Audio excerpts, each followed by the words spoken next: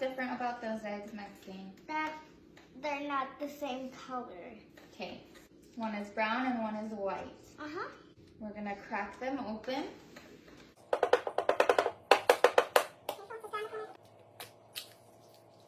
Are they the same or different?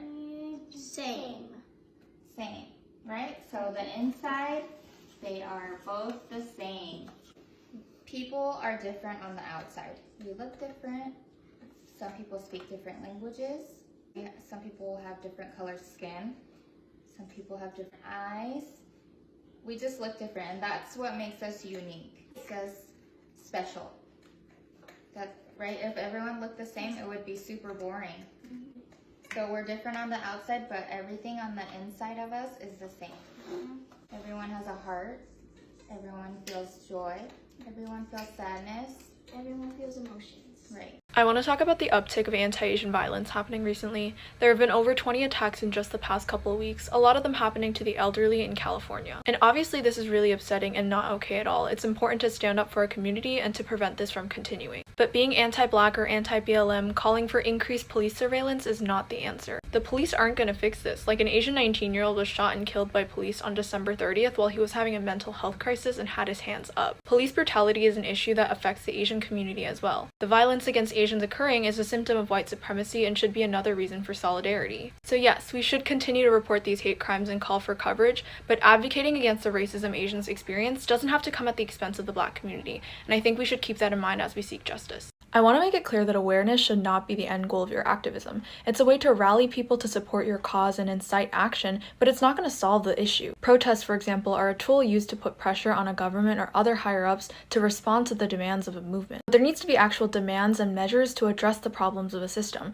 Do you want to pass a law? Do you want reform? As an example, we can see how BLM has been working since 2013, some of their demands being to defund the police or to end qualified immunity, to fire and charge the police that have murdered members of the Black community. This isn't to compare BLM to advocating against anti-Asian hate crimes, but we can't just blindly support any and all activism against racism towards Asians because we're angry. Without tangible goals, we won't see real change because reactionary activism will only result in short-lived anger and burnout. I agree we need unity and to push for change, but I think we should do it in a way that's productive. If you care about the Asian lives being taken away, please watch this video. As you all know, hate crimes against Asians have been surging since the beginning of the pandemic. San Francisco has been surging with anti-Asian hate crimes.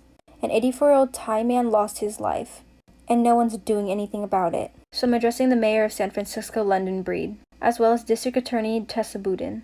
You have failed to care for our people. Countless times, they have freed criminals with very long records that ended up killing innocent people. In the link in my bio, you will see multiple petitions. 2 of these petitions are to hold the mayor and the district attorney accountable. These people with a position of power are not caring for the people that are being killed. So please sign the petition so we can get justice. The things happening in this world today are very serious and not to be ignored. So please, either stand with us or move out the way. Please treat this video like it's a typical makeup tutorial. There are innocent Asian Americans who are being harassed all around the nation, and a lot of them are elders. This past week, an 84-year-old Thai man was murdered, and it was suspected that the motive was racism. The elderly Asian man sadly passed away 2 days after the attack.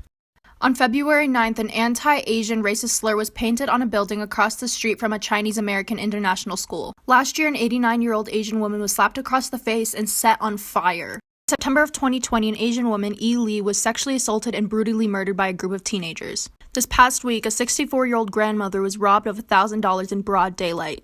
Yesterday, around the Bay Area, an Asian man was beaten and robbed about $15,000. A couple days ago, a man was arrested for multiple assaults on Asian Americans, one of them being a 91-year-old elder. Last year, a teenager in Texas tried to stab and kill an entire Asian American family, one of them being 6 years old. And these are only a couple of the attacks. And if you can't see that this is racially motivated, you're part of the problem. Open your eyes and listen. They can't burn us all. Hey guys, there's been a lot of attacks towards the Asian community, especially the elders, since the whole coronavirus thing happened. Like, they're blaming us, even kids, like the kids getting stabbed, a couple months ago. And then recently, an 84-year-old man got basically tackled out of nowhere and murdered. He died 2 days later. So there's tons of attacks, like another old man getting slashed in the face, just for living their life.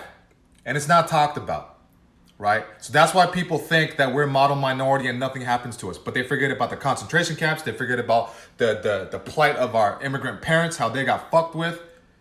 So they think we're perfect. We go through shit too. But it's time for us as Asians to stand up. It's time for us as people to unite and stop fucking stepping on each other and hold hands, shake each other's hands, give each other hugs and be like, yo, we in it together, man. We're not alone. But fucking rise up, Asians. Don't be scared. We're speaking out now, all right? Do it.